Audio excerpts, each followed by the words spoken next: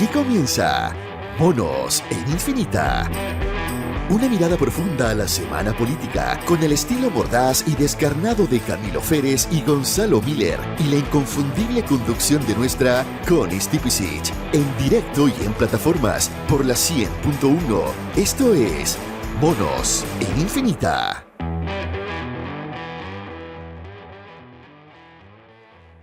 ¿Cómo están ustedes? Muy bienvenidos. Partimos de esta nueva edición de nuestros Monos en Infinita. Le doy el abrazo y el saludo de rigor a los monos queridos, Gonzalo Miller, Camilo Férez. ¿Cómo están ustedes? Hola, Connie, ¿cómo te va?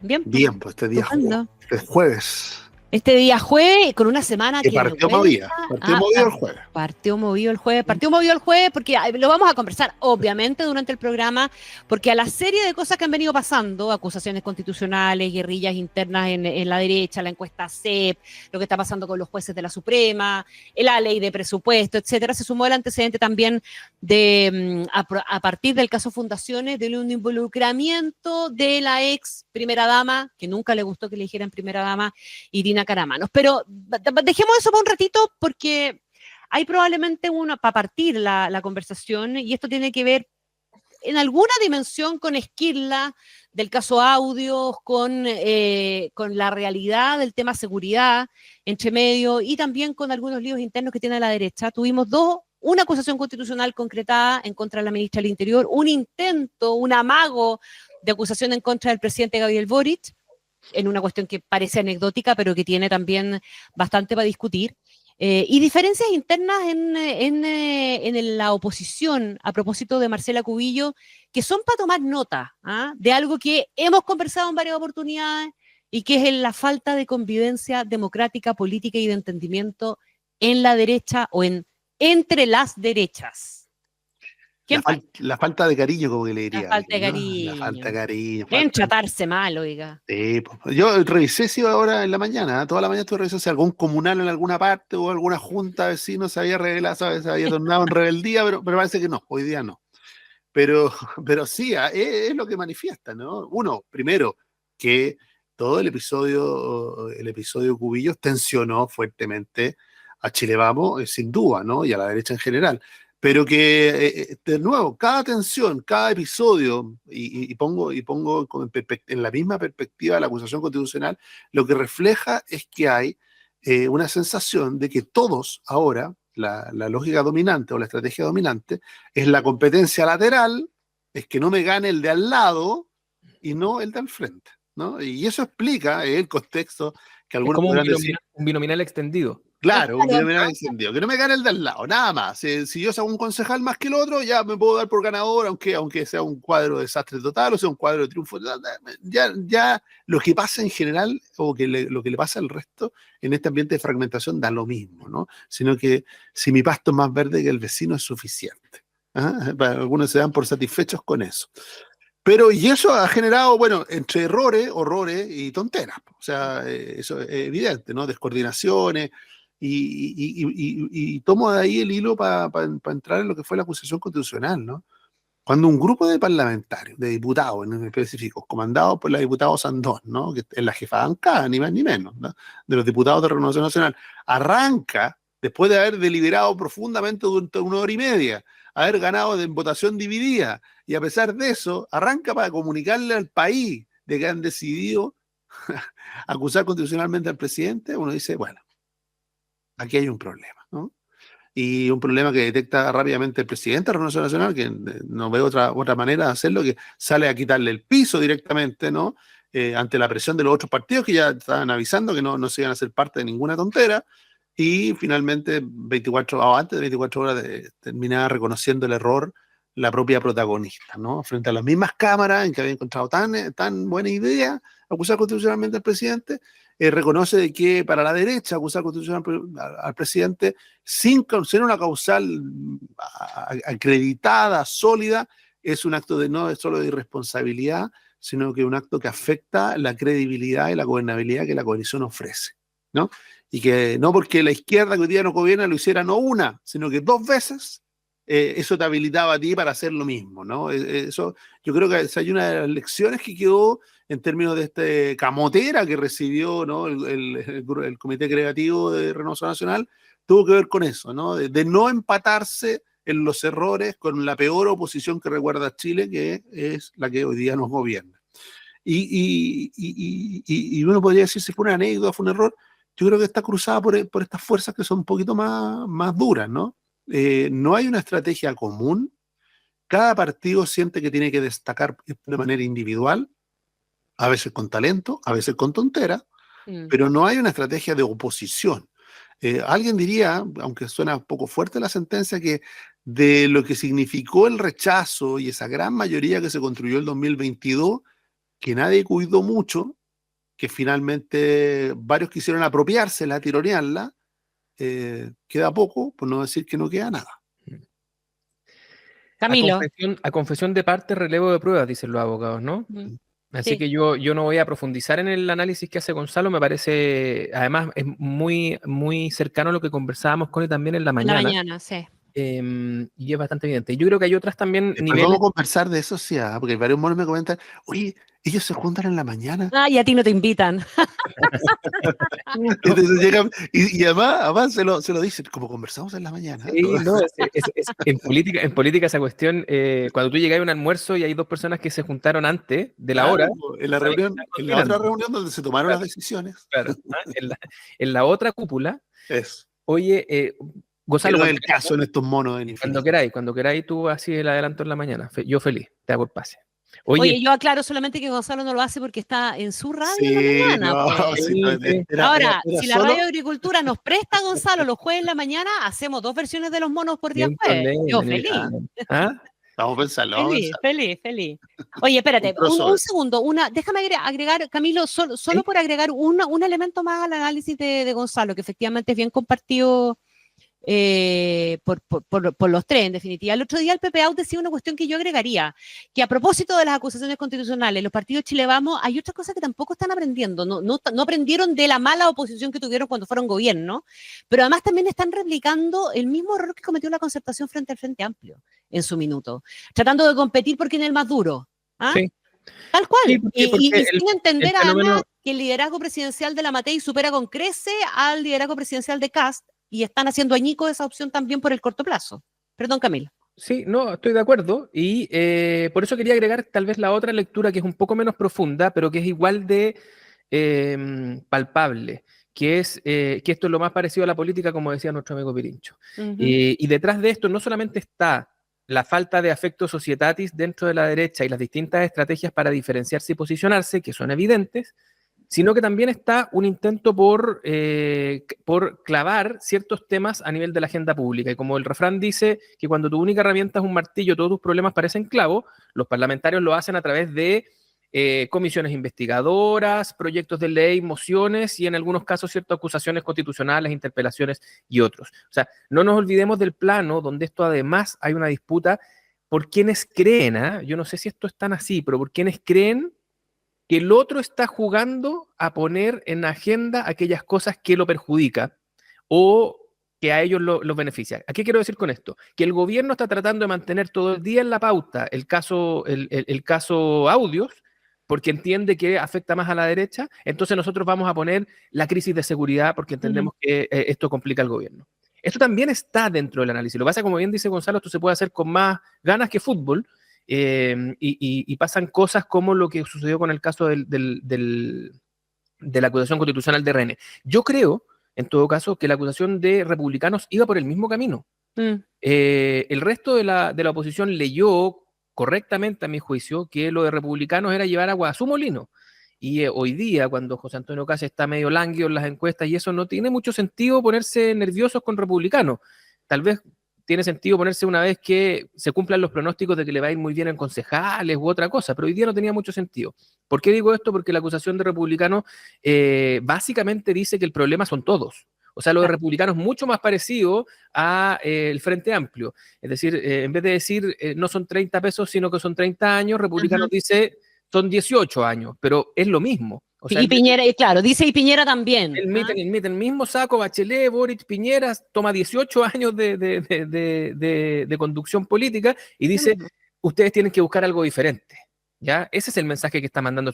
Y obviamente el resto de la derecha no se habría plegado tan alegremente a eso si es que no se hubiera pasado tantos pueblos Renovación Nacional, que hace que esto parezca casi sensato. ¿Ah? Porque los argumentos son los mismos, es decir, la acusación constitucional usada como herramienta de este tipo los vuelve a poner en el lugar donde en su minuto los puso la izquierda más vociferante. Así que yo también incorporaría este nivel. ¿Ah? Sí. Creo que detrás de eso también está esta discusión y esta disputa. Ahora, es bien lamentable porque incluso es probable que tengan razón. Yo creo que lo que hace el republicano es decir, mira, Kast no es suficiente, pero más que Matei es el rechazo al gobierno. Nosotros nos vamos a convertir, por lo tanto, en los voceros del rechazo al gobierno. ¿Ah? Y en eso está tratando de traerse a su redil al resto, o por lo menos apanicarlo para que se le plieguen. Y por lo tanto, sigue siendo una estrategia de carácter electoral. Visto desde afuera, claro, esta cuestión es un cachacascán que nadie entiende mucho. Yo no sé efectivamente si esto va a tener mucho rédito, porque esta es la parte en la que la política, como advertía el otro día Juan Pablo Luna, se mira el ombligo, entra en peleas de cantina y es muy difícil distinguir dónde está el beneficio de los ciudadanos. Es entretenido, pero esto es como, muy difícil. Claro, se convierte en la farándula de los feos.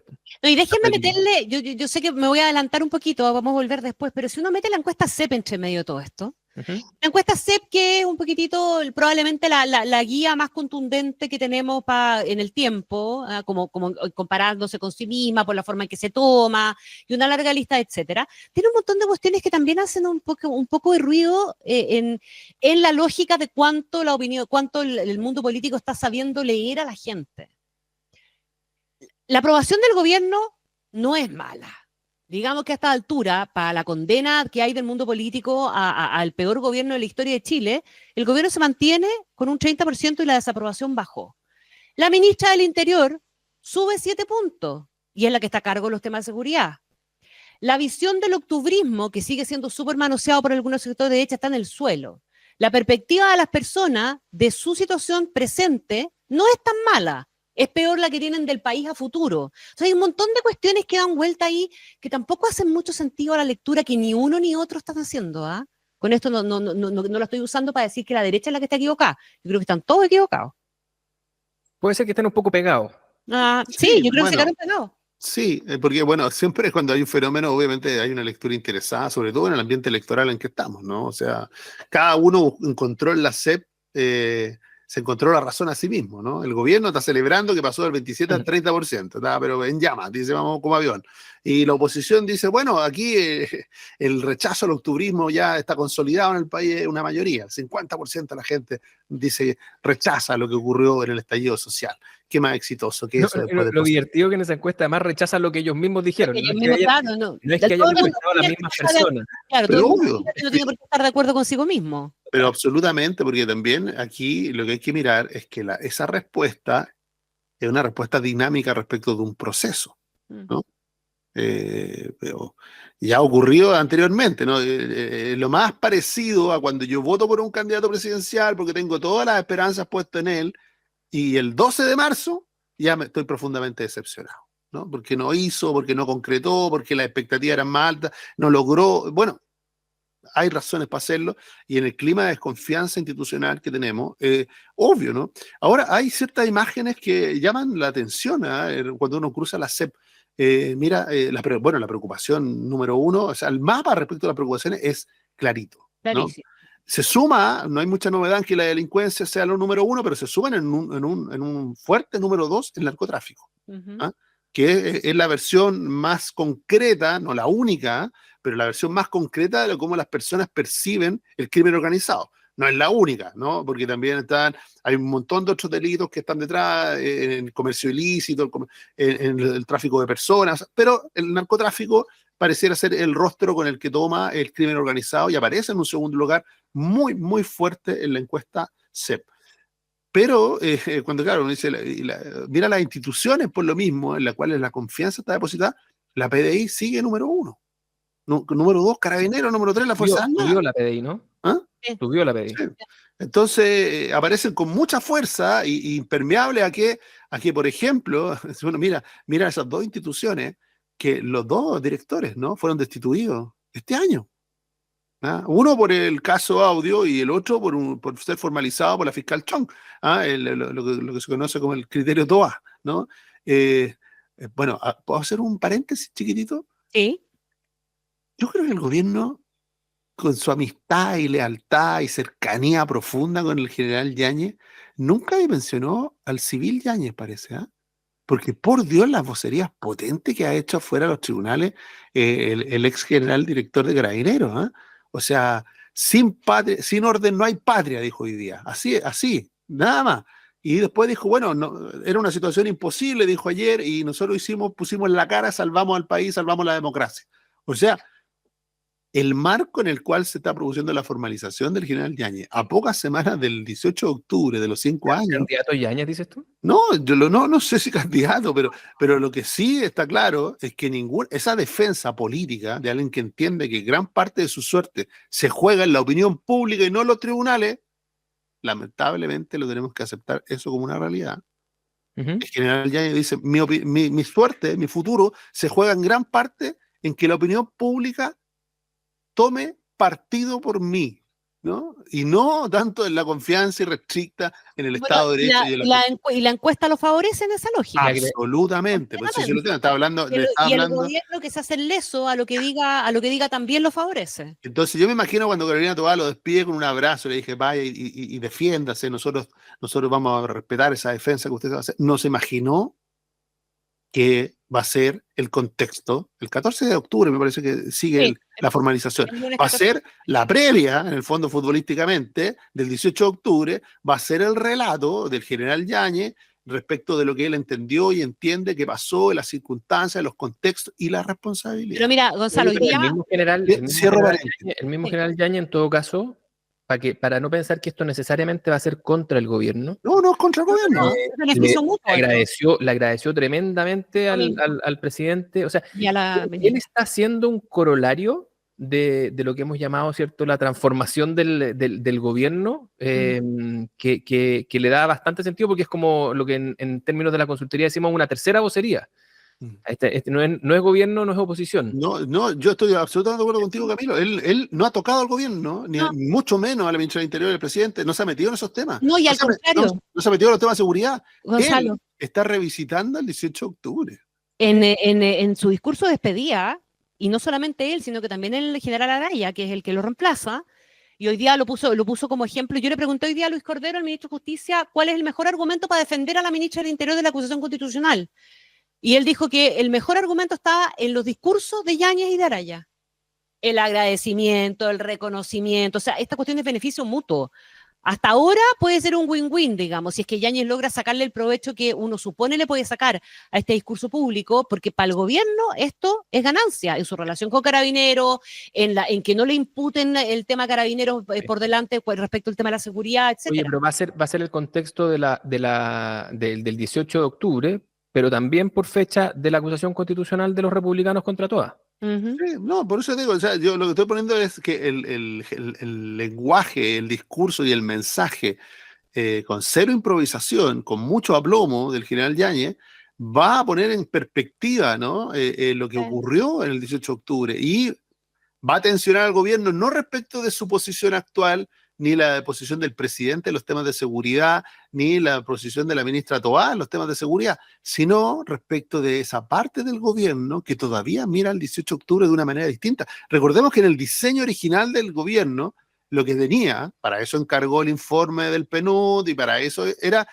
decirle, mire, es verdad, pasó todo esto en el 18 de octubre, pero las condiciones, como que había un contexto que validaba lo que se hizo, y esas demandas siguen aquí.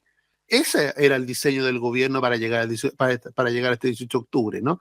Pero se va a encontrar con un alter ego no buscado, ¿no? Pero que tiene que ver, que es el general Yáñez. Pero yo no lo encuentro contradictorio, fíjate.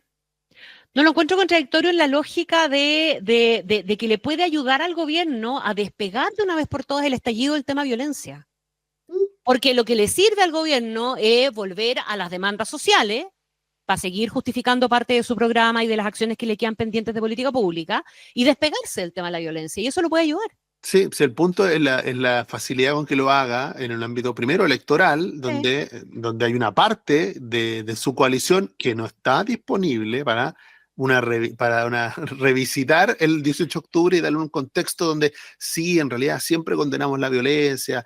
Recordemos la tensión que provocó solo la caída que deja caer el presidente de la imaginería en torno a las poleras y al perro matapaco, ¿no? Eso ya le provocó una tensión importante al interior de su propia coalición. Bueno, Y la defensa de Piñera. esta Y no le movió situación, una yo coma creo a que la la va a volver a aprobación. generar con esa parte de la izquierda que amparó y convivió con esa violencia y que no está dispuesto a que se diga que esa violencia fue equivocada y que eran legítimas. Esta versión socialdemócrata del 18 de octubre no la va a dejar pasar tan fácil. A no ser que leamos bien la CEP y nos demos cuenta que a la gente ya no le gusta nada eso. No, está bien, pero hay gente que está ahí. No digo en el acomodo electoral, pensando en el acomodo electoral. Oye, déjenme volver un segundo porque tiene que ver con varias de las cosas que hemos estado hablando y para que cerremos este bloque, a las colas que deja también el caso Cubillos, porque cruza de una dimensión bien importante todo lo que estamos hablando, desde lo que estaba en discusión ahí, ¿verdad? En los temas de justicia versus libertad, las diferencias en la derecha o entre las derechas, porque Evópoli de alguna manera encarna de manera bastante más pública y explícita esa diferencia que se genera en la derecha, que probablemente Evelyn Matei intentó hacerla, pero la enredó metiendo el sueldo de los futbolistas y otras cuestiones más para tratar de sostener el tema del argumento de la libertad y la meritocracia, ¿verdad? Como banderas importantes. Y hoy día tenemos un reconocimiento abierto de la gente de Evópoli de que no votaría por Cubillo y una larga lista de cuestiones que está pasando una cuenta bastante mal. Yo creo que Marcela Cubillo o no calculó el impacto y el daño que podía generar, o si lo calculó, le importó huevo.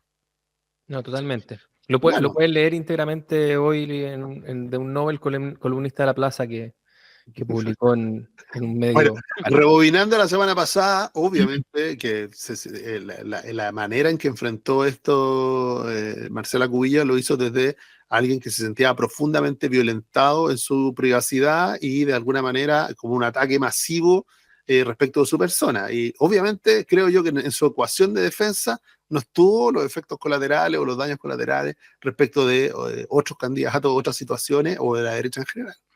Ni de la universidad tampoco. El rector de la universidad diciendo que le hizo daño finalmente a la universidad. A las universidades. Mira, sí, ¿me puedo autocitar? Muy ordinario. Sí, dele. Lo de Cubillos es del manual del liderazgo polarizante. Es de manual. O sea, ella recibe una crítica, la toma, entonces lo primero que hace es buscar un enemigo, en este caso la izquierda, el octubrismo, ¿cierto? Buscar una causa, la libertad, y luego buscar un fetiche con el cual diferenciarse, que es la derecha light, la derecha que no defiende la libertad. Y a todos les sacó la cresta, básicamente. O sea, entonces, y metiéndole mucha corriente al sistema y mucha frase vociferante y agarrándose con el presidente, con el hermano presidente, con la ministra del Interior, o sea, convencida de que el liderazgo es solo actitud y que la única actitud posible, además, es una actitud de combate, porque eso es lo que ella ofrece. Entonces, es muy propio de ese tipo de liderazgo. De hecho, yo creo que Marcela Cubillos tiene mucho que ver con que este escenario del que nosotros estamos hablando, que sí o sí se iba a desatar para la contienda parlamentaria, el de diferenciación, se haya adelantado. Porque ella finalmente la que sale a hablar de una derecha que no cree en la libertad, amenaza a la cúpula de la UDI cuando dice, oigan, vayan a ver al resto de las universidades qué es lo que hacen ellos como directivos. O sea, le metió tanta corriente al sistema que aceleró este proceso de diferenciación. Entonces sí, estoy muy de acuerdo contigo. O sea, ella es parte de los factores que hacen que hoy día tengamos este escenario un poco destituyente. Claro, pero en el modelo original, ¿no? El que planteó Camilo con tanto talento hace ya un mes, antes de este episodio y todo, de que ella podía tener una pata en Republicano y una pata en Chile Vamos y podía ser un puente que uniera todo. Hoy día se ve difícil, ¿no? No, ni una opción. No, hoy día ya hizo lo que hacen este tipo de liderazgo. Dijo, ¿están conmigo o contra mí? Básicamente. Entonces, y todo es una apuesta. Y qué agotador debe ser estar en el entorno de gente así, pero bueno. Sí, ahora, solo para ser justos en la mirada, ¿no? Lo que hace Populi es tomar una oportunidad también. O sea, no es muy distinto a lo que hace Marcela Cubillo, ¿no? Aceleró la diferenciación, eso es lo que te es el centrismo y los moderados diciendo, bueno, ahora sí, ¿no? Ahora, vamos a ver el resultado de esto, porque si termina siendo reelegida Marcela Cubillo en Las Condes, o sea, perdón, elegida en Las Condes, y terminamos sin concejales en Evópolis, bueno, va a haber un juicio ciudadano respecto de las estrategias de uno y otro, ¿no? ¿Cómo se puede medir el impacto electoral? Porque además Marcela Cubillo corre un poco sola. Se ha levantado harto la opción de la concejal que es ex Evópoli, pero tiene hoy una día banda, como alternativa, pero... O sea, si con toda, si corriendo sola, si con toda esta parafernalia anda en la banda baja, o sea, ¿cuánto sacan los ¿Cuál es el más techo de la famélicos banda? Condes? ¿Cuál es el techo de la banda? Yo creo que la expectativa estaba en tratar de históricamente los candidatos de derecha con mayor votación a alcalde han estado entre el 78 y el 74%. Ajá. Que es Joaquín Lavín 78 y me parece que Pancho de la Maza estuvo por sobre el 70, 72, me parece que llegó al 74. Y de ahí la banda baja, creo yo por debajo, sería algo que estuviera por debajo del 60%, es decir, 58, algo así. Ese sería como el límite inferior en este caso, ¿no? De una votación más bien modesta. ¿Puedo decir una pesadez en todo caso? Igual es divertido que se desata una guerra nuclear en la derecha y se traduce en que yo te quito el apoyo en Las Condes, yo te quito el apoyo en Vitacura. Es como ya, pues hay más comunas también, ¿no? Sí, lo que pasa es que es una intríngulis, bueno, sí, el articulador, el jefe de campaña de Marcela Cubillo, es el mismo articulador de lo que pasaba en Vitacura, por eso que le quitaron el piso, lo suspendieron la militancia, ¿no es cierto? Dijeron que, yo creo que en eso, a ver, ¿había un desorden esta semana en Renovación Nacional? Sí, es un partido que tiende a ser un poco disciplinado, diría alguien, ¿no? La entropía. Pero la directiva ha actuado con bastante agilidad, no ha dejado pasar mucho. ¿No? ¿Sí?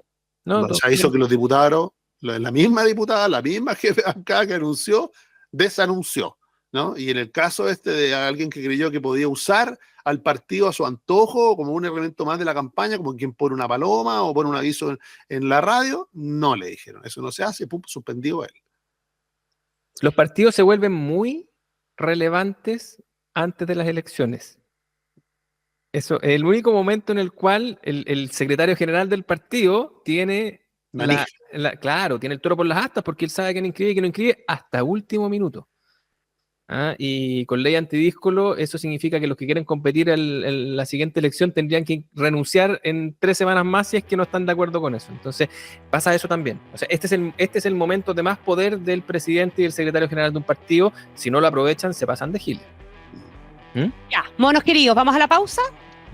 Volvemos enseguida. Escuchas Monos en Infinita con Connie Stipicic, Camilo Férez y Gonzalo Miller. Pausa y ya volvemos.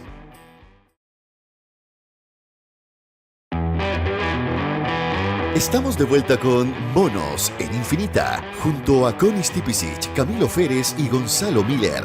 Seguimos haciendo los monos en Infinita, como cada día jueves, junto a Camilo Férez y a Gonzalo Miller. Vamos a los jueces, porque hablábamos de la acusación constitucional, la fallida contra el presidente Boric, la que se está ya revisando en contra de la ministra del Interior, Carolina Toá. Probablemente se vote antes de las elecciones, la podemos meter en la ecuación acusaciones constitucionales, pero ¿cómo han visto ustedes el progreso de esa discusión? Ayer tuvo un triunfo, entre comillas, ¿verdad? Lo tenía muy contento, como estos triunfos chiquititos que se consiguen y que después se olvidan rápido el ministro de Justicia porque había conseguido las nominaciones del fiscal de la Corte y de las 2 juezas que faltaban, pero todavía quedan más cubos por llenar con un compromiso de hacerse cargo del tema de las nominaciones de los ministros de la Suprema. Destino de las acusaciones. ¿Ustedes se han hecho ya más o menos el mapa de cómo puede terminar resultando eso? Gonzalo, mejor para los números. Sí, yo creo que, bueno, no hay que tener mucho talento, pero hay 2 acusaciones contra Ángela Vivanco, una presentada por Chile Vamos y otra presentada por la oposición, por el oficialismo, por la izquierda. Entonces, se supone que para ese capítulo están los votos, ¿no? Ahora, se vota primero la de Chile Vamos, que es conjunta con Muñoz. La del juez Muñoz. Entonces, y por lo menos los diputados están obligados a votarla de manera conjunta, no así el Senado, pero sí los diputados tienen que votarla de manera conjunta. Y es la primera que se vota. Van a hacer señales raras, ¿no? Recordemos que además la presentada por por la izquierda respecto de Ángela Vivanco estaba llena de errores, ¿no? Fue duramente criticada incluso por el vicepresidente de la Cámara, Eric Aedo, el diputado Aedo, que es el redactor de otra, ¿no? Bueno, hay cierta incertidumbre, sí, en algunos casos, en otros no. Yo creo que en el caso de Ángela Vivanco al menos hay como un consenso. El otro día me tocó conversar con un ministro y él me decía con bastante sinceridad, me decía que esta lluvia de acusaciones constitucionales no le venía bien, ¿no? No le venía bien a nadie, la verdad. ¿Por qué? Porque en el caso de los jueces, la Corte Suprema y su Pleno ya habían iniciado un cuaderno de remoción. Y que quizás ese era el mejor camino. Bueno, lo comentamos aquí en el programa, ¿no? Pasó con Correa Bulo. Claro, que quizás ese era el mejor camino. ¿Por qué? Porque en el fondo había un proceso, un debido proceso, era el propio tribunal, se mantenía la independencia del Poder Judicial y lo resolvía, ¿no? Ya fuera que el cuaderno de remoción fuera solo contra Ángela Vivanco o contra alguien más. Pero como ya se cruzaron las constituciones constitucionales, ya el cuaderno de remoción quedó en el olvido para nosotros. O sea, quedó como invisibilizado políticamente o en términos de opinión pública. Pero yo no le perdería foco a eso, porque mañana, de hecho, viernes, viene la defensa de Ángela Vivanco justamente ante ese cuaderno, ante ese expediente de remoción. Texto, claro. Y lo que a mí por lo menos me llamó la atención es la solicitud o casi exigencia que fuera público, ¿no? De que fuera transmitido, quería hacerlo con la misma publicidad con la que había sido acusado, quería poder defenderse, ¿no? Y plantear sus argumentos y vamos a ver cómo se bajan esos argumentos, ¿no? Y cómo se defiende, porque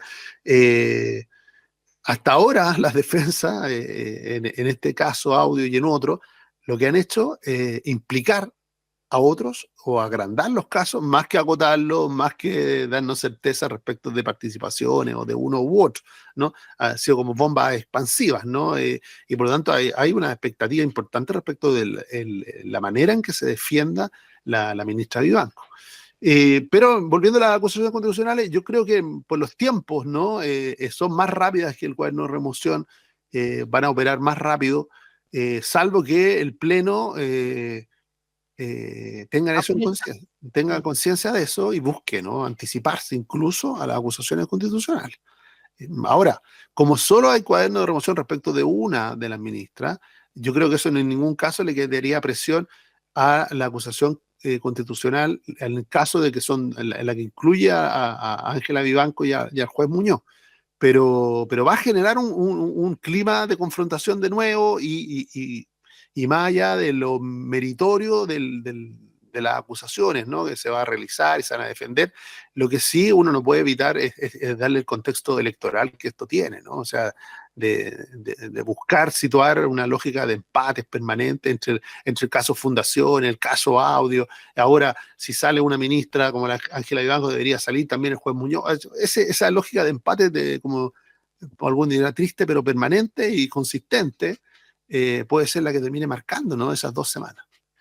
Sí, el tema es que a esto hay que agregarle, como decíamos en la primera parte del programa, de que hay quienes creen que esto les permite dejar cada uno de sus temas más tiempo sobre la agenda. Mira, se presentó también una solicitud de comisión investigadora por el caso Audios, varios parlamentarios oficialistas, básicamente del PC, a propósito de la donación a la campaña de Sebastián Piñera. Que aparece en uno de los audios de Álvaro Jalaf con Luis Hermosilla. Y por lo tanto yo creo que nos tenemos que empezar a acostumbrar a que esto va a ser, ¿se acuerdan ustedes de esos Merry Melodies que tenían un capítulo en el que decían temporada de patos, no, temporada de conejos, y decían como cambiando los carteles, el pato y el conejo respectivamente para situar al otro justamente como blanco de la temporada de caza? Yo creo que el Parlamento ya entró en esa lógica. Me parece difícil que salga de ella. No, se requiere mucho liderazgo, mucho orden para que la deje. En ese sentido, creo que sería una buena cosa que no tuviera los apoyos suficientes la acusación constitucional contra la ministra Toá.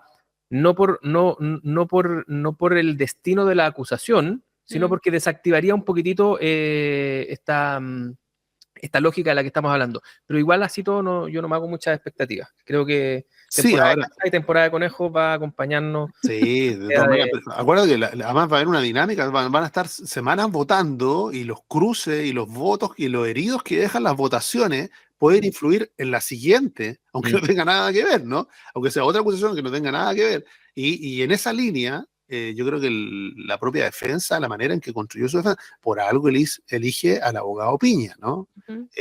La ministra sabe que hay algún riesgo, no es esto como que aquí no están los votos, la dinámica de distintas acusaciones constitucionales y la dinámica de opinión pública influye fuertemente en los parlamentarios y por lo tanto hay cierto grado de incertidumbre, no es como carrera corrida. Yo creo que la primera acusación la ministra no tenía ninguna duda que se iba a caer. Ahora yo creo que el ámbito electoral, el aparecer, el ser acusado a unos como que estuvieran haciendo la pega en delincuencia o que no la estuvieran haciendo, que es la manera de impugnarse, ¿no? El maniqueísmo que genera también la votación en torno a las acusaciones constitucionales le genera un grado de incertidumbre. Sí, yo estoy de acuerdo. Subió de probabilidad, entre otras cosas, gracias al chascarro de RN. Sí, y a la condición de candidata o de precandidata o de nombre probable también. También. Ahora, yo, tomando lo que te decía Cordero hoy día en la mañana, Connie, el ministro Cordero, creo que hoy día, péguenme si quieren, pero hoy día está cantado para una comisión. O sea, para que el gobierno arme una comisión respecto al sistema de nombramientos, que tome todo lo que se avanzó en los dos procesos constituyentes y a varias de las figuras con cierta transversalidad y comience en paralelo, ¿cierto?, a trabajar en ese legado. Yo entiendo que se comprometió Sí, está comprometido. Sí, eso fue lo que insistió en eso hoy día. Mi propuesta es agregar el ritual de la comisión, digamos, del ampliar el espectro de personas para darle viabilidad política finalmente. Me gusta una cocina más amplia, Camilo, siempre. Que no, es que no tan apretadita, que no queda en la lógica de la temporada de Casi y la temporada de Conejo es muy difícil que una propuesta unilateral del gobierno tenga cabida. Y es súper urgente entrarle a ese tema. Así que ahora, ojo que es difícil, pero igual te aprobaste la ley antiterrorista. Sí.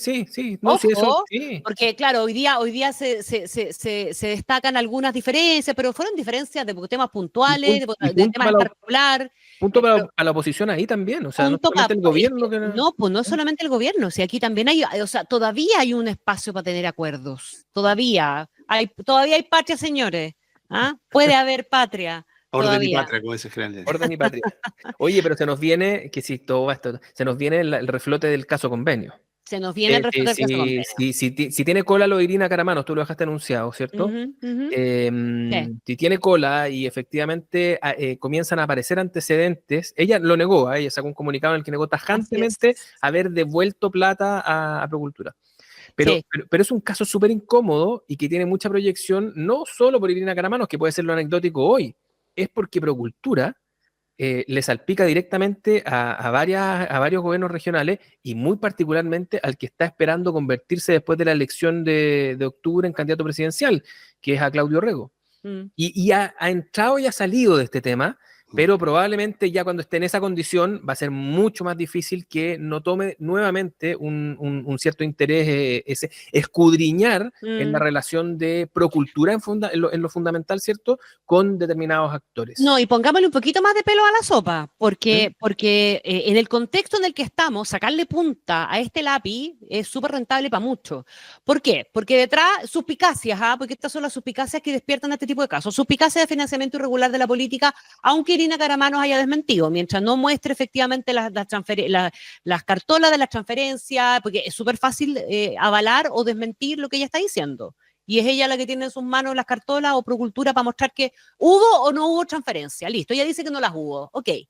Pero de todas maneras, lo que hay detrás de eso es una sospecha de financiamiento. ¿Por qué? Porque aquí la transacción habría sido, ella trabajaba para Procultura del psiquiatra Alberto Larraín, que además es cercano al presidente Boric, ojo.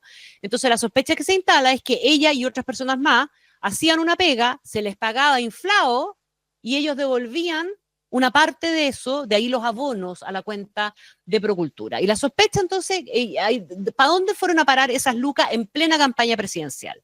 Esa es una suspicacia. Y la otra La otra, aparte de lo de Orrego y la cercanía con el presidente, y la otra tiene que ver con lo que pasa con los fiscales, porque la sospecha que instala el artículo del mostrador es que aquí hubo un movimiento de fiscales que no tenía nada que ver con el caso Audi y los chats del fiscal Palma con la pareja de la ministra Vivanco, sino que tenía que ver con que justo la PDI estaba recomendando interrogar como imputada a Irina Caramano. Chan. Claro, Eso es, pues, ¿no? y es imposible que alguien no le quiera sacar punta a ese lápiz, Obvio. independiente de que todo se desmorone. Justo que lleva 2 semanas en silencio, muy astuto nuestro fiscal nacional, ¿no? Fuera del De radar. vacaciones. Claro, entonces yo creo que va a volver a dar las explicaciones y a las suspicacias. Sin alimentar ninguna teoría de la conspiración, porque yo creo que gran parte del problema que estamos viendo como país tiene que ver con eso, ¿no? Sí. Yo tampoco, yo solo estoy enumerándolas, no las quiero alimentar. Pero aquí hay hechos y hay hechos que explicar, ¿no? Uno dice, uno tiene por qué suponer lo peor, pero tampoco tiene que suponer así la buena fe de que, en realidad, ¿cómo vamos a dudar, no?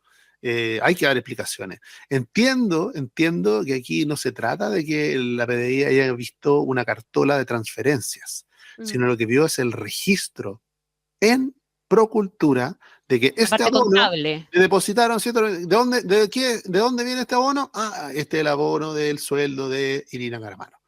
Y los abonos son los meses que a ella le pagamos y ahí están los abonos. Eso es lo que mostró el mostrador, digamos, ¿no? Eso es como Bravo, que tenía anotado detrás de las boletas a quién correspondían. Sí, pues tal cual. Iniciales. Al final del día, por tontera, así, o como cuando dicen Al Capone cayó por no pagar impuestos, ¿no? Ahora uno siempre dice, oye, sí que, ¿cómo hubiera pagado impuestos Al Capone? Yo hubiera ido a declarar, oiga, yo he ganado esta plata a través de la venta ilegal de alcohol, en otros negocios ilícitos, esto en los casinos. No, hubiera sido difícil, pero Vengo a pagar mi impuesto a la renta correspondiente, ¿no? Claro. No quiero estar fuera de la ley. Perry lo hubiera conseguido, digamos. Por tener ingresos no declarados, es que puede tener un problema de impuestos. Claro, entonces, y lo otro es, volviendo a la magia del WhatsApp, en una conversación entre el gobernador de Magallanes y Alberto Larraín, donde Alberto Larraín usa, el presidente está feliz con esto. O sea, así como no puso las iniciales, como hablé con, pero lo metió en una conversación con el gobernador, que obviamente de ahí es el presidente y para asegurar algo. Entonces, bueno, vuelve a poner el caso Fundaciones en el eje de la conversación, con muchas preguntas abiertas y sobre todo con una pregunta que es lo que plantea la Connie. ¿Por qué hace rato que no escuchamos nada?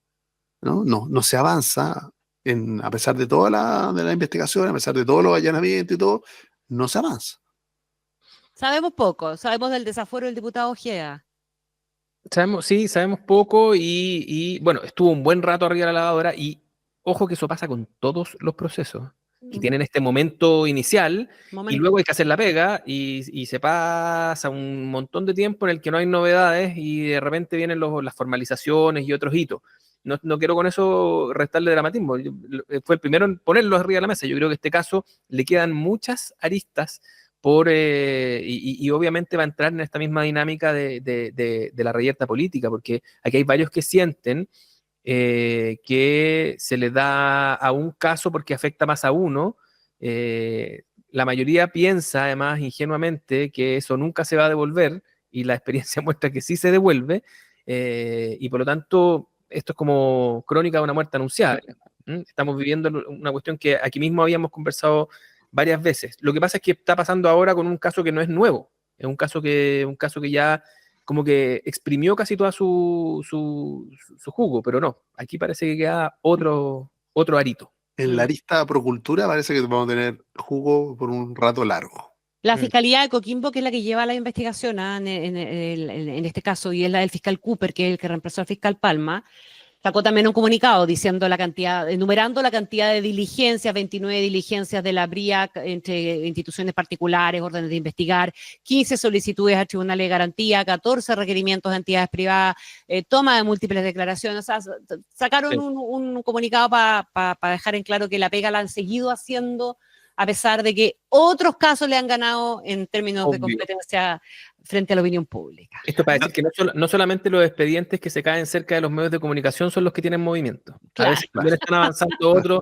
y no nos enteramos. Exactamente, tal cual. Eres pelador, Gonzalo. Oye, volvamos un segundito a la encuesta CEP, pero vamos ahora al tema de los liderazgos. Ya. Porque aparece Evelyn Matei de vuelta siempre como la figura mejor evaluada. Y aparece en segundo lugar Michelle Bachelet, también, ¿verdad? Cuyo liderazgo sigue siendo reconocido. Pero aparece también en tercer lugar la figura de Tomás Bodanovich, que hace rato viene sonando. Pero a mí me gustaría saber qué ven ustedes, qué creen ustedes que ve la opinión pública en un perfil como el de Tomás Bodanovich, que tiene algunas particularidades. Aparte de las calugas, dices tú. Aparte. Algunos se han fijado más que otros, parece. Se tenía que decir y se dijo, ¿viste? ¿Ah? Pero yo creo que si algo tienen en común los tres que están arriba es que han hecho o ejercen un liderazgo que no siempre están ordenados respecto a su propio sector político. Es verdad. Tienen algo en común. O sea, tienen un margen de libertad que algunos ponen nervioso, pero que en general la ciudadanía parece que valora positivamente, ¿no? La no predecibilidad de sus posiciones, sino que toman... son gente que está bastante más acostumbrada a mirar el sentido común de las cosas, ¿no? Recordemos el propio alcalde Bodanovich pidiendo, ¿no? Él viene del riñón del Frente Amplio, ¿no? Y pidiendo militares, ¿no? Para control del orden público y poniendo un énfasis en seguridad como pocos, ¿no?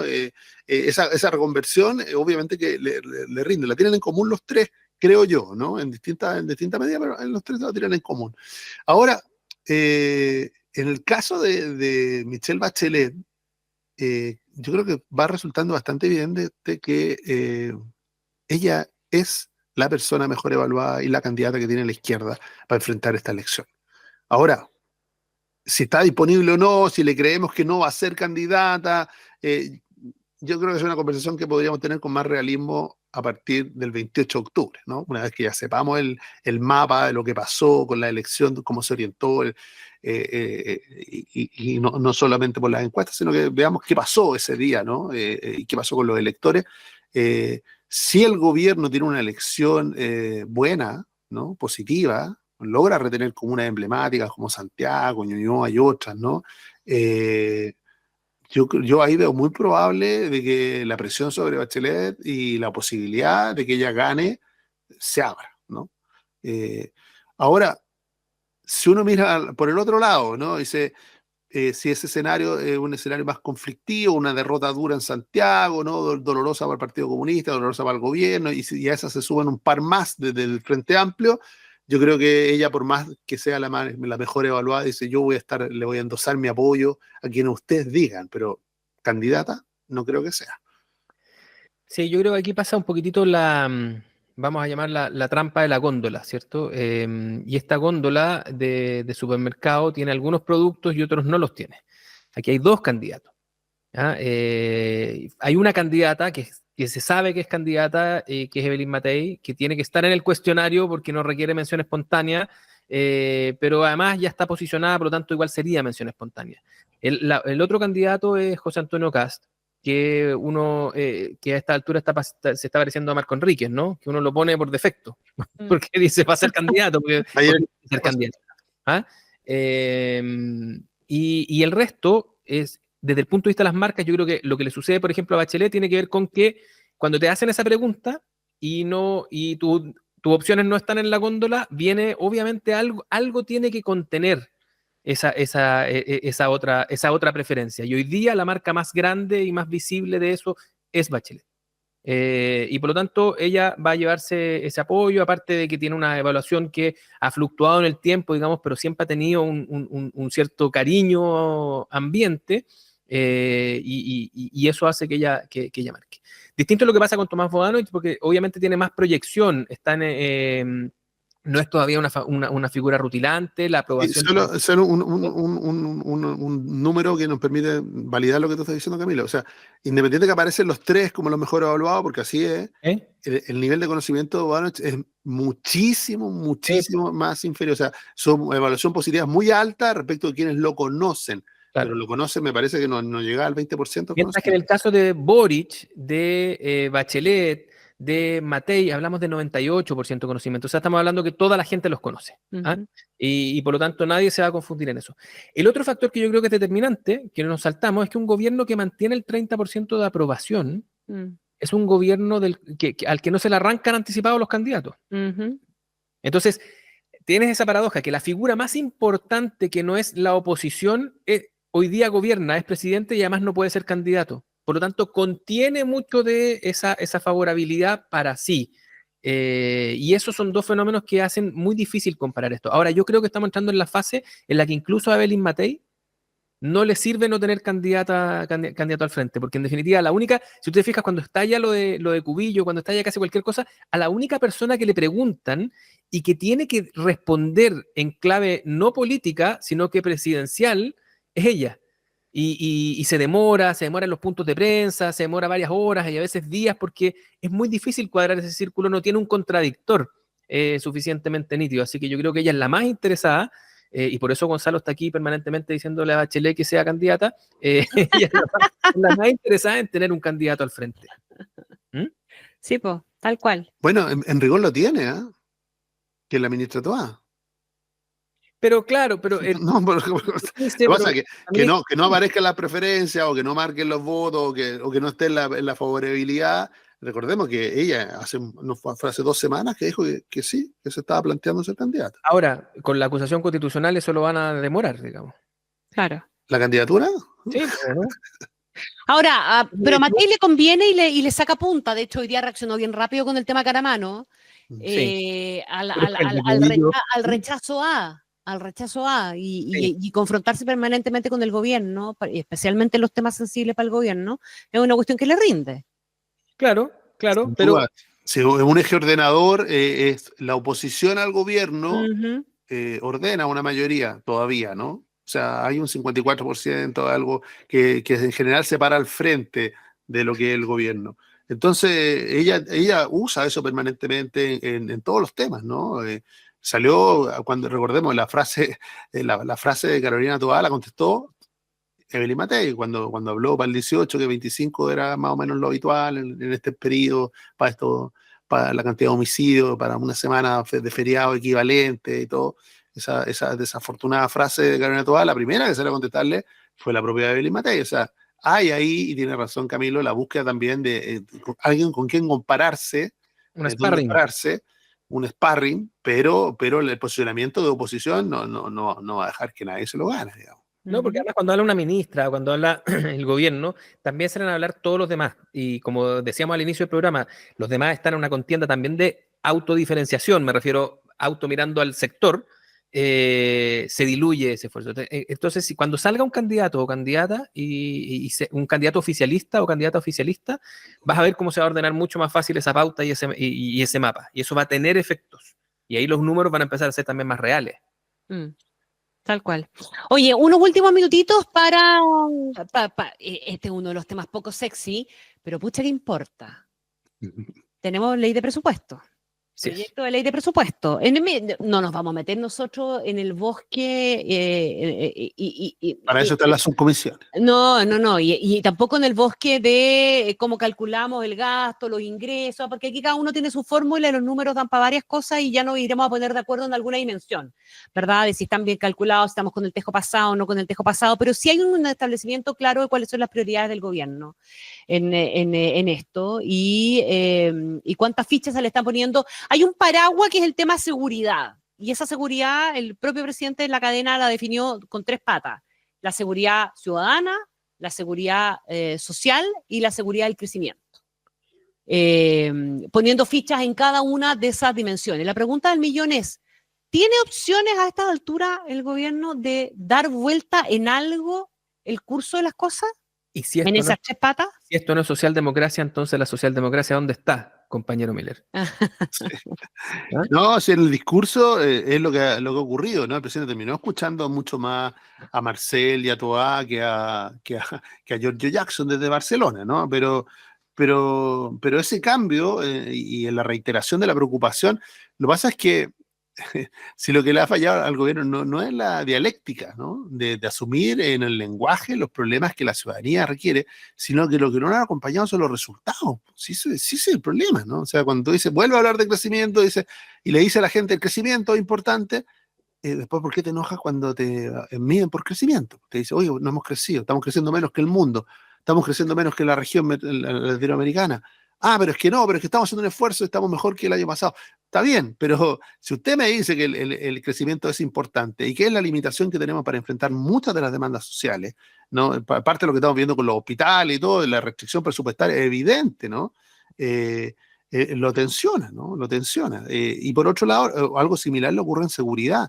No es que no se esté preocupando, el gobierno te vuelve a decir, la seguridad es muy importante, se necesitan más carabineros, y bueno, cuando elige eso para ser medido, ese ángulo para ser medido, obviamente que después no puede reclamar por ser evaluado duramente por la ciudadanía en los temas de seguridad. Yo creo que este esfuerzo por la sintonía, quizá en un esfuerzo de largo plazo le va a hacer mucho sentido. De hecho, yo creo que este giro, el que finalmente le va a dar viabilidad a un Gabriel Boric en el futuro, pero que hoy día lo tiene pagando los costos y los tiene además en un posicionamiento un poco complejo, porque en la izquierda tradicionalmente, si tuviera algún margen para posicionar temas, no creo que esto sería ninguno de los dos, porque tradicionalmente son temas donde la gente busca soluciones en otro lado, no en la izquierda. No, pero yo quiero hacer dos niveles, aunque sé que nos queda muy, muy poco tiempo.